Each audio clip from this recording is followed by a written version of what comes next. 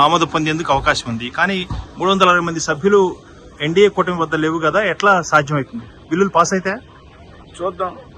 Pass అవ్వాలనే ఆలోచనతోనే ఇవాళ నరేంద్ర మోడీ గారి నాయకత్వంలో ప్రభుత్వం ఈ బిల్లును ప్రవేశపెట్టడం జరిగింది.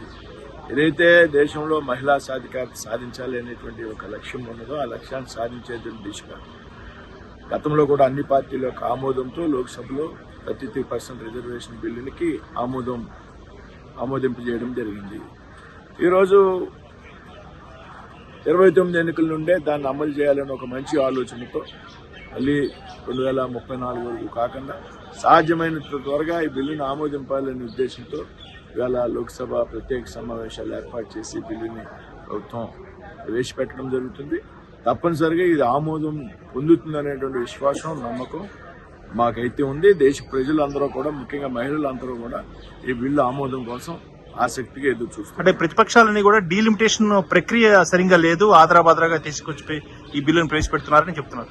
డీలిమిటేషన్ ప్రక్రియ ఇంకా ప్రారంభం కాలేదు. డీలిమిటేషన్ కి ఏదైతే రాజ్యాంగంలో ఉన్నటువంటి నిబంధనలు ఏవైతున్నాయో డీలిమిటేషన్ దానికి అనుగుణంగా కొనసాగడం జరుగుతుంది. డీలిమిటేషన్ ప్రక్రియ మొదలు కాకుండానే అది ఇంకా బాగోలేదు అనేటువంటి ఆలోచన మరి ప్రతిపక్షాలు కలగడం అనేది ఒక సరైనటువంటి విధానం. క్షేత్రస్థాయిలో ఎలా ఉంది సార్? మహిళలు కానీ లేకపోతే ఇతర ప్రజలు, సాధారణ ప్రజలు కానీ ఏమంటారు? ఇలా దేశంలో ఉన్నట్టు మహిళలంతా కూడా పెద్ద ఎత్తున ఆసక్తిగా చూస్తున్నారు. ఈరోజు అందరూ మహిళలంతా టీవీ దగ్గర కూర్చుంటున్నారు. ఆ ప్రాంతం నుంచి నేను బయలుదేరి వస్తుంటే అనేక మంది మహిళలు పెద్ద ఎత్తున దీని మీద ఒక ఆనందం వ్యక్తం చేశారు.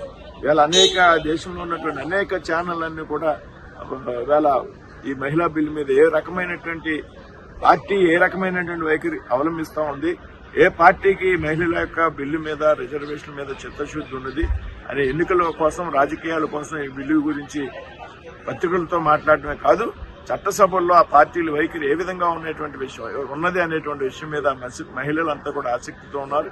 ఈ రోజు రేపు జరగబోయేటువంటి చర్చ దేశంలో మహిళలంతా కూడా ప్రత్యక్షంగా తినిపిస్తున్నారు.